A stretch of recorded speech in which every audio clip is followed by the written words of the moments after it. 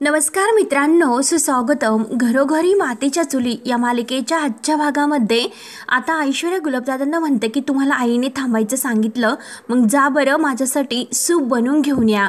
तेव्हा आता गुलाबदादा विचारतात की कुठलं सूप। त्यावर आता लगेच ऐश्वर्या म्हणते की हो जा, कोणतंही घेऊन या। परंतु अवंतिका म्हणते की कसे आहे की दादा, अहो ऐश्वर्याला ना तुम्ही इटालियन सूप घेऊन या, कारण तिला ते सूप आवडते, हो की नाही ऐश्वर्या।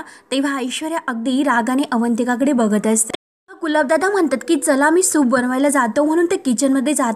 ऐश्वर्या रागाने अवंतिकाला मनात म्हणत असते की हे बघ, एक दिवस तुला गोणीत बांधून तुला नाही दुसरीकडे पाठवलं तर मी नावाची ऐश्वर्या नाही। आणि बरं झालं एका दृष्टीने, कारण एक अजून साक्षीदार मला मिळाला, तो पण आयता।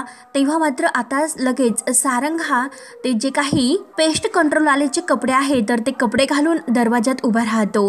तेव्हा अवंतिका एकटक आता पाहतच असते। त्यावरतला ऐश्वर्या लगेच उठून उभी राहते आणि म्हणते की या या या, म्हणजे पेस्ट कंट्रोल वाले तुम्ही अगदी वेळेत आल्यावर का, सारंग रणदिवे यांनी तुम्हाला पाठवलं ना, असे ती सारंगला आता अवंतिका समोर मुद्दाम विचारत असते आणि त्यांना आतमध्ये बोलवते, म्हणजे सारंगला। आणि हे आमचं घर आहे, यामध्ये खूप अशी झुरळ झाली, जी काही त्यांची खोली आहे तेथून वर जाण्यासाठी ती सांगते या या या, असे नाटक ती करते। परंतु सारंग खाली मान घालून अगदी घाबरलेला होतो, कारण त्याला अगदी असं घाबरलेलापणा वाटत असतो। अवंतिका एकसारखी आता सारंगकडे बघत असते, कारण तिला थोडासा संशय तर येतोच। आणि सारंग लगेच खाली मान घालून आतमध्ये जायला निघतो, तर लगेच अवंतिका म्हणते की एक मिनिट थांबा, कारण ऐश्वर्या आता इतकी रूममध्ये जाण्याची घाई करत असते।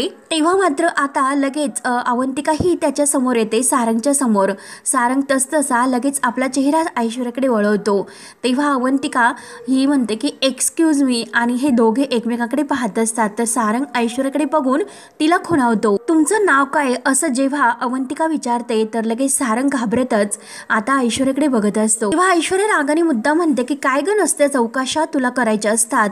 तेव्हा आता अवंतिका छान उत्तर देते की बघ, एक लक्षात ठेव ऐश्वर्या, हे माझं सुद्धा घर आहे आणि एक अनोळखी माणूस आपल्या घरामध्ये घुसतो, मग त्याला विचारपूस करायला नको का? अगं हे तर बेसिक त्याला नाव विचारायला हवं, बेसिक काम झालं। आणि काय ग दिवसभर पेपर वगैरे वाचते की नाही, का नुसती कारस्थान करत बसते? आणि तुला माहितीच असेल शेजारच्या गावात काय घडले, कारण एक माणूस गॅस नीट करण्यासाठी आला होता, परंतु जाताना मात्र तो एक मर्डर करून गेला।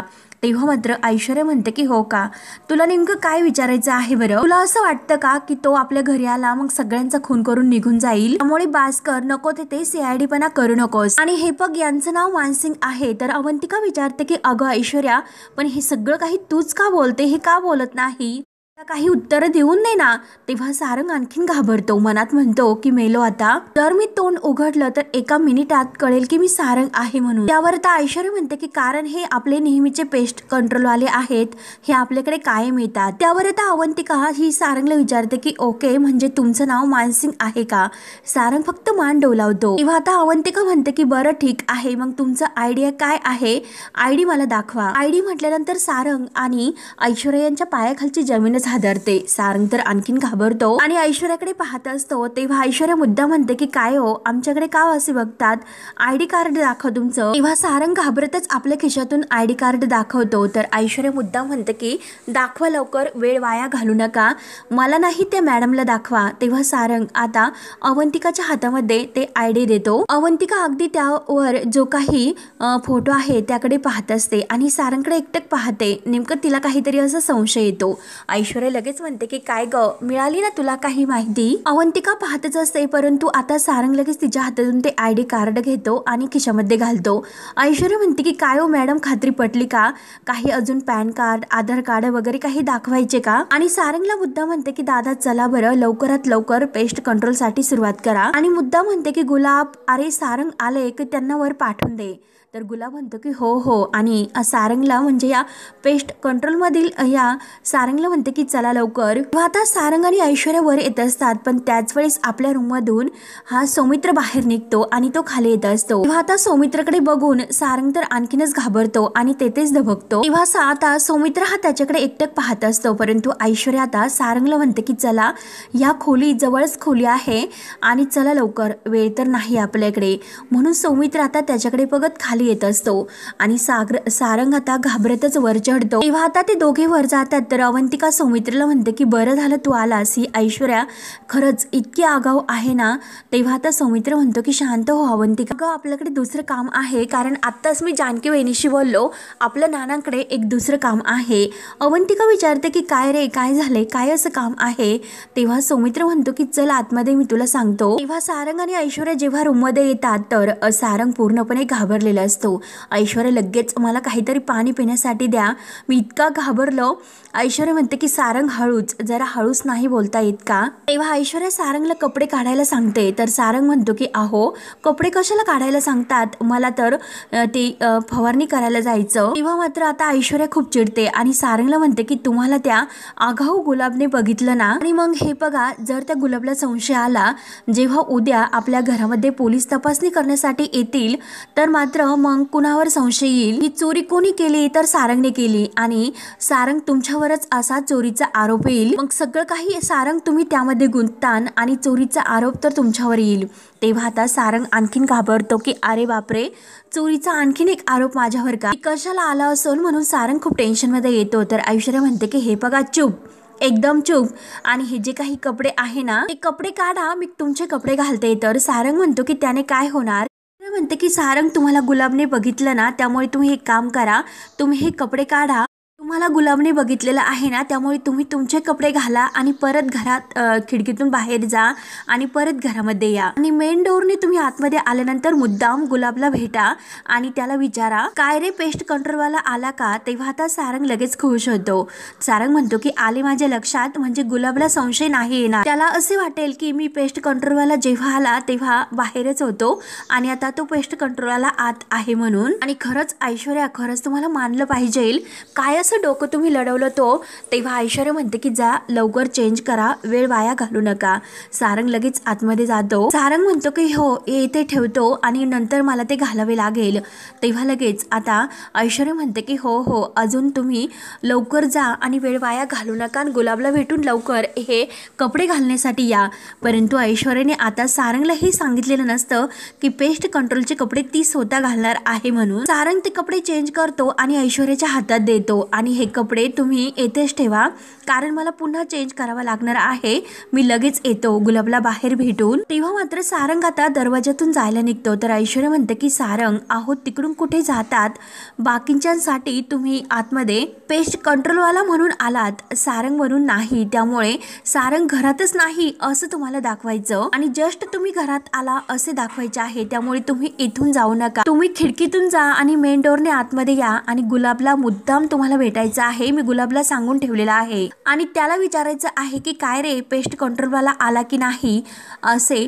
तर सारंग म्हणतो की हो हो आणि लगेच धावतच जातो। त्यावर आता ऐश्वर्या म्हणते की सगळे माझ्याच राशीला आलेत, ह्या सारंगने काही माती खाल्ली नाही तर बरे होईल, त्यामुळे मलाच असं काहीतरी करावे लागेल। त्यानंतर आता सौमित्र आणि अवंतिका नानांच्या रूममध्ये येतात आणि नानांच्या रूममध्ये आल्यानंतर सौमित्र हा अवंतिकाला तिथे बसवतो आणि नानांना म्हणतो की नाना हे बघा जानकी बहिणीचा कॉल आला होता आणि घरासाठी काय करायचं ठरवलं असे ती विचारत होती आणि नाना जानकी बहिणी हे विचारत होते की ते कडक कुलूप किल्ली याबद्दल तुमचं नेमकं काय म्हणणं आहे, ते नेमकं काय आहे हे सांगा। तेव्हा नाना लगेच त्या कड्याबद्दल सांगायला सुरुवात करतात। एकतर नानांना व्यवस्थित बोलता येत नाही आणि ते कड ऋषिकेशचं कड आणि ते पार्वती आईंनी दिलेलं कड आहे। तर सौमित्र म्हणतो की हो नाना हे सर्व मला तर कळलं, पण नेमकं कड काय आणि त्या कड्याचं काय सत्य आहे ते सांगा। त्यावर आता नाना हे कड्याच्या सत्याबद्दल नाना आता खुणावून सांगत असतात आणि त्यांना व्यवस्थित बोलता येत नाही, अगदी हातवारे करून।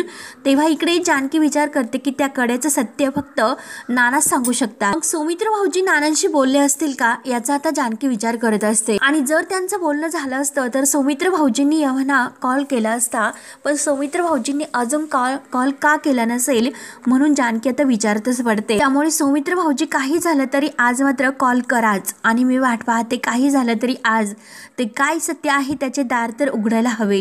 तेव्हा आता सारंग नाटक करत परत मेन ज्या डोरने आहे तर आतमध्ये येतो. गुपचूप दरवाजातूनच तो गुलाबला डोकावून पाहतो आणि गुलाबला आवाज देतो की गुलाब. तर गुलाब म्हणतो की हो हो आलो दादा. तेव्हा सारंग हा गुलाबला विचारतो की तो पेस्ट कंट्रोल वाला आला का. तर गुलाब म्हणतो की हो आला आणि तो खोलीतच पेस्ट करतोय आणि तो बघा आला. म्हणून ऐश्वर्याच आता पेस्ट कंट्रोलचे जे कपडे आहे तर ते घालून बाहेर येते. तेव्हा सारंग आता एकटक ऐश्वर्याकडे पाहत असतो आणि त्याला धक्का बसतो. आता सारंग लगेच तोंडाला हात लावतो आणि अहो ऐश्वर्या असं म्हणून तो गुलाबकडे पाहतो. परंतु तोच लगेच ऐश्वर्या ते जे काही बेशुद्ध पडण्याचं औषध आहे तर त्याची लगेच फवारणी करते. ऐश्वर्या लगेच गुलाब आणि सारंगच्या अंगावरती फवारणी करते आणि दोघेही आता त मम म्हणता म्हणता बेशुद्ध पडतात. कारण ऐश्वर्याचा तर आज एक वेगळाच प्लॅन असतो. त्यानंतर आता नानांना इतका त्रास होतो ते कड आणि कुलूप याबद्दल सांगताना नाना अगदी बोलण्याचा प्रयत्न करत असतात आणि ते कड त्याबद्दल असे सांगत असतात. तर सौमित्र म्हणतो की नाना सांगा की नेमकं काय ते. अवंतिका म्हणते की ऐकणार रे सौमित्र, अरे प्लीज त्यांना त्रास होतोय, तू नको त्यांना आणखीन विचारू. तर इकडे आता जानकीला काही राहत नाही. जानकी विचार करते की सौमित्र भाऊजी यांनी अजून कॉल का केला नसेल, म्हणून मीच कॉल करते. म्हणून ती कॉल करते आणि आता सौमित्र हा नानांशी बोलतच असतो. परंतु आता जानकी वहिनीचा कॉल आला हे बघून तो लगेच कॉल उचलतो आणि हो वहिनी बोल ना, म्हणून थोडासा तो बाजूला होतो. तर अवंतिका ही नानांना शांत करते. जानकी सौमित्र विचारते की सौमित्र भाऊजी नानांनी कुलूप कड याबद्दल काही सांगितले का. त्यावर आता सौमित्र म्हणतो की वहिनी अगं नानाही सांगायचा प्रयत्न करतात, परंतु मला खरंच ते काय सांगतात याबद्दल खरंच काही कळेनासं झाले. त्यावर आता जानकी विचारते की सौमित्र भाऊजी अहो असं कसं कळत नाही, तर नानांची तब्येत पहिल्यापेक्षा व्यवस्थित बरी आहे, त्यामुळे तुम्ही नीट त्यांना विचारा. कदाचित तुम्ही अवंतिकाला सांगा, अवंतिका व्यवस्थित नानांना विचारेल आणि तिला नानांचं हे जे काही बोलणं आहे ते कळेल. कारण सौमित्र भाऊजी या कड्याचं सत्य आपल्याला कळणं खरंच खूप गरजेचं आहे. तेव्हा लगेच आता सौमित्र म्हणतो की हो वहिनी त्या कड्याचं सत्य आपल्याला कळेलच. आणि ऐश्वर्या लगेच आता त्या पेस्ट कंट्रोल आहे तर त्याचे कपडे घालून दरवाजात उभी राहते आणि आता या तिघांना बेशुद्ध करण्यासाठी या रूमकडे ती येते. कारण ह्या रूममधून तिला आता ते दागिने चोरायचे असतात. तर सौमित्र आता जेव्हा ऐश्वर्या दरवाजा उघडते तर ऐश्वर्याकडे एकटक पाहत असतो. तेव्हा आता जानकी वहिनी ही फोनवर बोलतच असते आणि सौमित्र जेव्हा असं म्हणजे तो जास्त खोकलायला सुरुवात करतो तेव्हा आता जानकी हॅलो हॅलो असं करत असते. तर ऐश्वर्या आता यांच्या अंगावर फवारणी करून त्या तिघांना सुद्धा बेशुद्ध पाडते. परंतु ते जे काही खोकत असतात तर त्या खोकण्याने मात्र जानकीला थोडासा संशय येतो. जानकी हॅलो हॅलो करते. जानकी विचारते की सौमित्र भाऊजी तुम्हाला काय होतं. तर सौमित्र खोकत खोकत तो खाली पडतो आणि तेवढ्यात अवंतिका नानांजवळून उठते. तेव्हा ऐश्वर्या तिच्या अंगावर सुद्धा ती फवारणी करते. तेव्हा अवंतिका जोरजोराने खोकत असते. तेव्हा नाना सुद्धा बेशुद्ध पडतात. तर आता जानकीला एक मोठा धक्का बसतो की नक्की यांना काय झालं असेल, इतक्या मोठ्याने हे खोकत का असतील, इतकं विचित्र प्रकारे काय झालं असेल यांना. जानकी आता परत सौमित्राला कॉल करते की भाऊजी कॉल उचला. कारण जानकीला आता खूपच टेन्शन येते. परंतु इकडे मात्र आता सर्वजण बेशुद्ध पडलेले असतात. तेव्हा आता लगेच ऐश्वर्या सौमित्राचा कॉल घेते आणि तो लगेच फोन बंद करते आणि ही नक्की जानकी असेल. परंतु आता इकडे मात्र सर्वांना छान अशी झोप लागेल आणि मला मात्र ते सगळं काही सोनं चोरता येईल. पर्यंत जानकीला इकडे खूप टेन्शन येते आणि ती अवंतिकाच्या मोबाईलवर कॉल करते.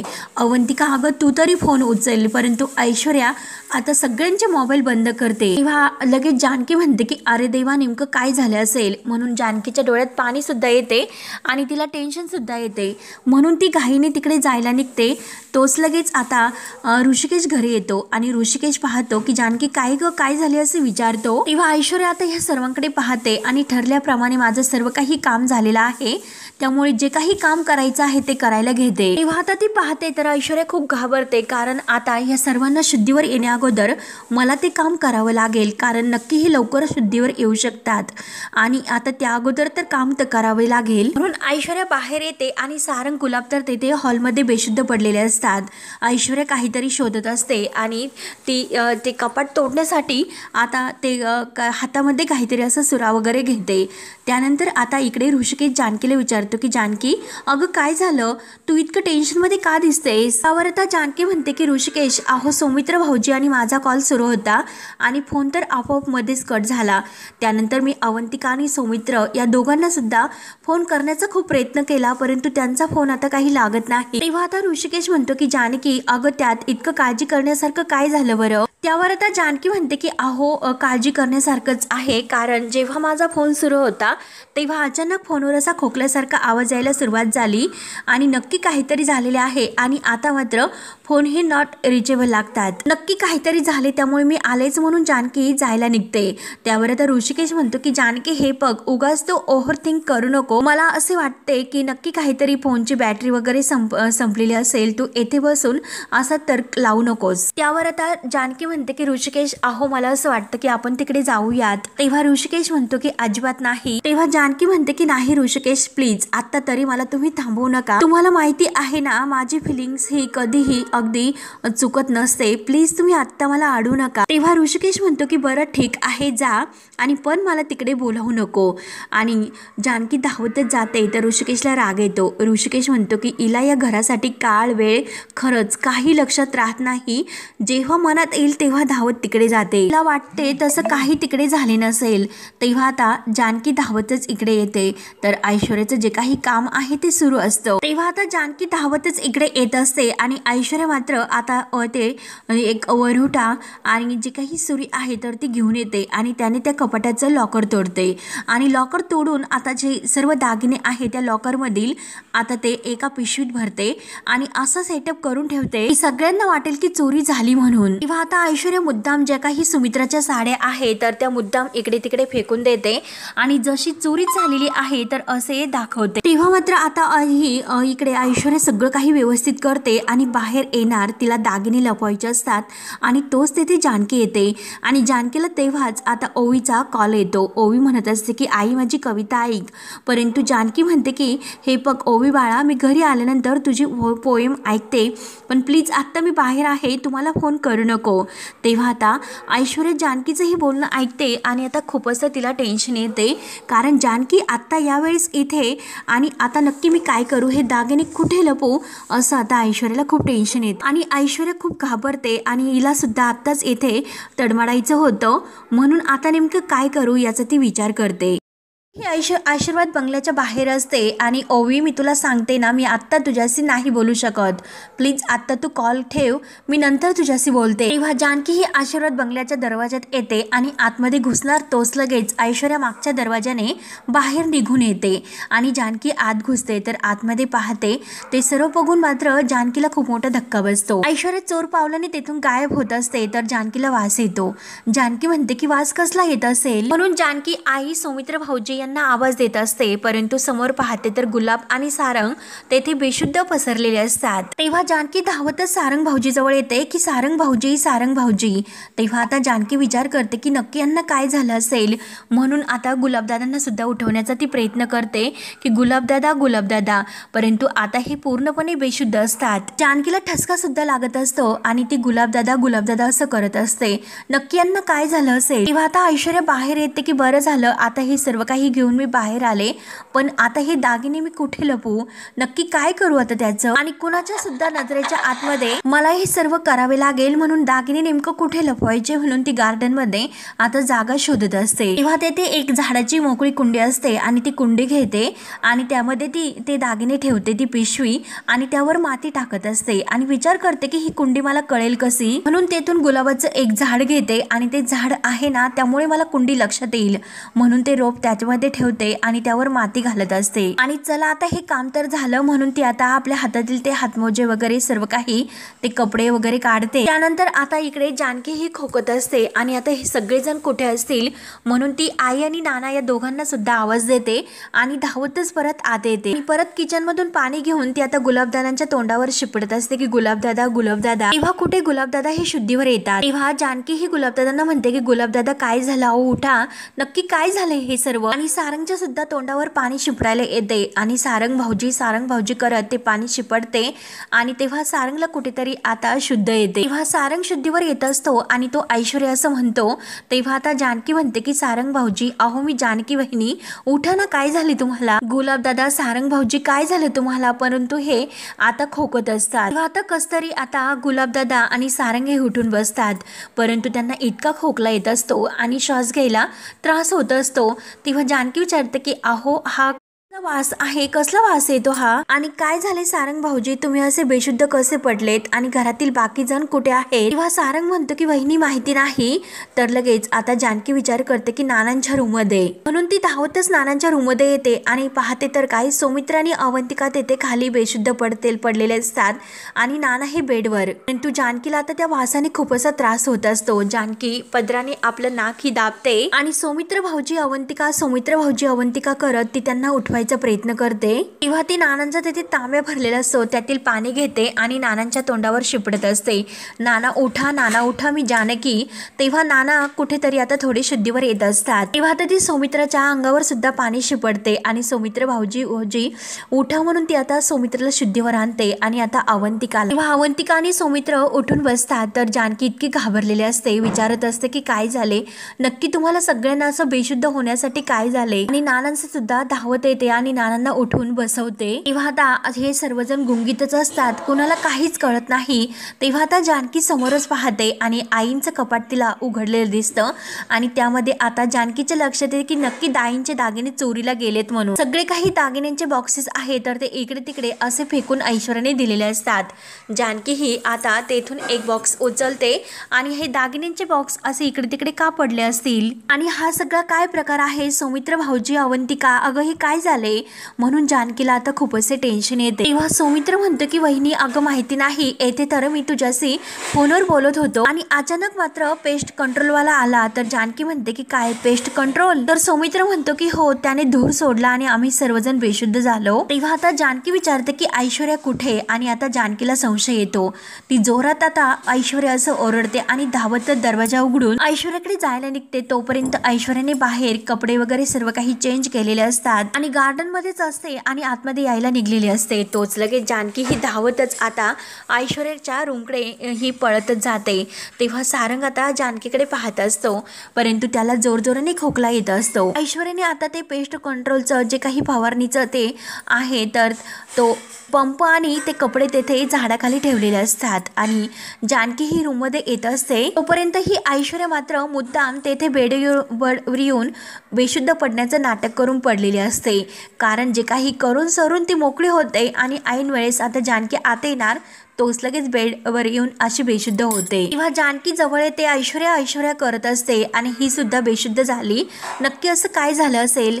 तर ऐश्वर्या आता तिचं नाटक सुरू करते। तेव्हा जानकी तिच्या अंगावर पाणी टाकते तर लगेच ऐश्वर्या शुद्धीवर येण्याचं नाटक करते आणि मी इथे आलीच कशी, मला काय झालं होतं, असं नाटक करून ती आता जानकीला विचारते। जानकी म्हणते की अगं तू तर येथेच होती, बेशुद्ध पडली होती, घरातील सर्वजण बेशुद्ध पडलेत आणि मी सर्वांना उठवलेत। जानकीच्या जीवाची मात्र अगदी उलगाल झालेली असते। तेव्हा जानकी सांगते की अगं सर्वजण तर बेशुद्ध पडलेच, परंतु घरात चोरी सुद्धा झाली। तेव्हा ऐश्वर्या मुद्दाम म्हणते की चोरी कोणी केली? तेव्हा आता जानकी म्हणते की पेस्ट कंट्रोल वाला आला होता ना। तेव्हा ऐश्वर्या म्हणते की काय, पेस्ट कंट्रोल वाल्याने चोरी केली आपल्या घरात? आणि मुद्दाम आता ओरडण्याचं नाटक करते की जसे तिला खरंच काही माहिती नाही। तेव्हा आता जानकी म्हणते की आता काय करायचे आणि आता मी लगेच पोलिसांना फोन करते। जानकी पोलिसांना फोन करायला घेते तोच ऐश्वर्या घाबरते। जानकी पोलिसांना फोन करून आता ती कुठून बोलते ते सर्व काही सांगते आणि तर ऐश्वर्याला आता खूप टेन्शन येतं की ही पोलिसांना का कॉल करत असेल आणि जर पोलिसांनी काही उलट सुलट विचारलं तर मग हा सारंग तर ओकणार नाही ना, म्हणून ऐश्वर्याला टेन्शन येते आणि सारंग नक्की काहीतरी सांगेल याची तिला आता भीती असते। जानकी धावतच बाहेर जाते तर इकडे मात्र आता ऋषिकेश आणि ओवी हे सारखी जानकी येण्याची वाट पाहत असतात। ओवी सुद्धा वाट बघून अगदी कंटाळून गेलेली असते आणि ऋषिकेश सुद्धा घड्याळामध्ये पाहतो आणि बाहेर येऊन पाहत असतो की जानकी अजून आली की नाही, परंतु तो सुद्धा आता पूर्णपणे कंटाळतो। त्यावर आता ओवी विचारते की बाबा अहो आई कधी येणार आहे, किती वेळ झाला तिला जाऊन? त्यावर आता ऋषिकेश म्हणतो की बाळा अगं आई येईलच आणि मला सांग तुला भूक लागली का, मी जेवायला वाढू का? त्यावर आता ओवी म्हणते की नाही बाबा मला नाही जेवायचं, मला आईकडून पोएम शिकायची पाहिजे होती, म्हणून सारखी ती दरवाजाकडे पाहत असते की आई केव्हा येईल. तेव्हा ऋषिकेश म्हणतो की अगं असं सारखं बाहेर बघून काय होणार बरं, अगं दे बरं इकडे, मी तुला शिकवतो कविता, आज तुला तुझा बाबा कविता शिकवेल. तेव्हा आता जानकी सर्वांना बाहेर घेऊन येते आणि नानांना ते पाणी पाजत असते. सर्वजण आता जड असं डोके होऊन बसलेले असतात. ऐश्वर्याला तर एकतर खूप टेन्शन येतं आणि नानांच्या जीवाची उलघाल चालू असते, ते रडत असतात. जानकी म्हणते की प्लीज नाना तुम्ही रडू नका, आपले दागिने मिळतील, नाना तुम्ही काळजी करू नका, चोर नक्कीच सापडतील. तेव्हा ऐश्वर्या घाबरते. तर लगेच आता सारंग सुद्धा असं थोडासा घाबरल्यासारखा होतो, कारण त्याला माहिती असतं की दागिने कोणी चोरले ते. तर गुलाबदाला लगेच तडकनी उठतात आणि जर तो चोर नाही सापडला तर मी त्याला सापडून काढेल आणि एक चांगली त्याच्या कानामागे देईल. तो चोर अगदी माझ्या समोर होता, तो येथून आला आणि लगेच त्याने धूर सोडला. तेव्हा आता ऐश्वर्या मुद्दाम उठते, म्हणजे त्याने सर्वत्र धूर सोडला आणि आम्हाला बेशुद्ध केले आणि तो नालायक माणूस खाली हा चोरी करण्यासाठी येत होता. तर असं आता ऐश्वर्या सर्वांसमोर मुद्दाम बोलते. तेव्हा गुलाबदादा सांगतात की हो ना, तो येथे आला आणि त्याने माझ्यावर आणि सारंग दादावर असा धूर सोडला आणि काही कळण्याच्या अगोदरच मी बेशुद्ध पडलो. तेव्हा आता जानकी विचारते की सारंग भाऊजी आहोत तुम्ही तेव्हा कुठे होतात. तेव्हा ऐश्वर्या मुद्दा म्हणते की सारंग तुम्ही सुद्धा बेशुद्ध पडला होतात आणि त्याने तुमच्यावर सुद्धा धूर सोडला होता का. सारंगला आता लक्षात येते की नक्की काय म्हणायचं.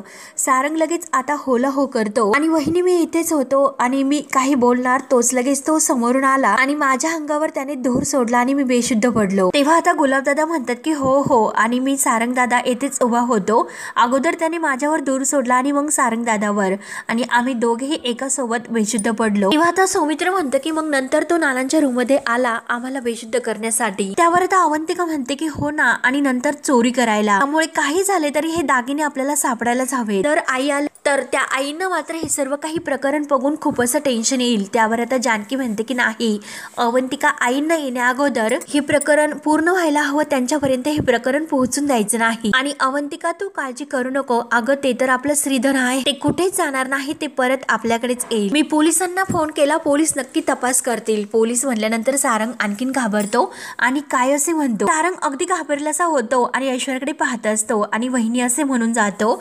तेव्हा जानकी म्हणते की हो सारंग भाऊजी मी पोलिसांना फोन करून कळवलंय, पोलीस येतच असतील. आणि तेवढ्यात दरवाजाची बेल वाजते तर सारंग पूर्णपणे घाबरून जातो आणि ऐश्वर्या सुद्धा. जानकी म्हणते की हो ना पोलीस आले वाटतं. तेव्हा जानकी घाईने दरवाजा उघडते आणि पोलीस इन्स्पेक्टर साहेब हे आत येतात. जानकी त्यांना नमस्कार घालते आणि मी जानकी रणदिवे, मीच तुम्हाला कॉल केला होता, या ना सर आतमध्ये असं म्हणते. आता ऐश्वर्या आणि सारंग एकमेकांकडे पाहत असतात आणि खूप असे घाबरतात. तर पोलीस आतमध्ये येतात. पोलीस आतमध्ये येऊन सर्वत्र पाहतात आणि जानकी आणि बाकी सर्वांकडे सुद्धा एकटकते पाहत असतात. तर हा भाग येथे संपतो. पुढील भागामध्ये इन्स्पेक्टर साहेब विचारतात की या घरात चोरी झाली. तर जानकी म्हणते की हो या घरामध्ये चोरी झाली आणि नानांच्या खोलीमध्ये चोरी झालेली आहे, सर्व ती दाखवायला आता नानांच्या रूम मध्ये पोलिसांना सर्वांना घेऊन येते. अवंतिका आणि सौमित्र तेथेच असतात. जानकी म्हणते की हे माझे सासरे आहेत, यांच्या खोलीत ही चोरी झाली. तर इन्स्पेक्टर साहेब विचारतात की साधारण किती किमतीचे हे दागिने होते आणि त्यांचा तपास सुरू होतो. त्यावर आता जानकी म्हणते की साधारण 80 लाखांचे होते. आणि जानकी आता विचारते की सर तुम्ही काहीतरी आता सर्वत्र बघितलं शोधलं, नक्की काहीतरी तुम्हाला काय असा अंदाज आला असेल, संशय वगैरे. तेव्हा आता इन्स्पेक्टर साहेब सांगतात माझा पूर्ण अंदाज आहे की चोराला मात्र घराविषयी पूर्ण माहिती आहे. याचा अर्थ असा होतो की घरातील कोणीतरी व्यक्ती त्याच्या सोबत आहे किंवा घरातील कुठल्या तरी व्यक्तीनेच हे हात साफ केले. तेव्हा आता ऐश्वर्या आणि सारंग पूर्णपणे घाबरून लाल होतात. तेव्हा आता सौमित्र ऐश्वर्या आणि सारंग या दोघांकडे पाहायला सुरुवात करतो आणि जानकी सुद्धा. तेव्हा मित्रांनो पुढे काय होतं हे पाहण्यासाठी आपल्या चॅनलला नक्की सबस्क्राईब करत राहा. धन्यवाद.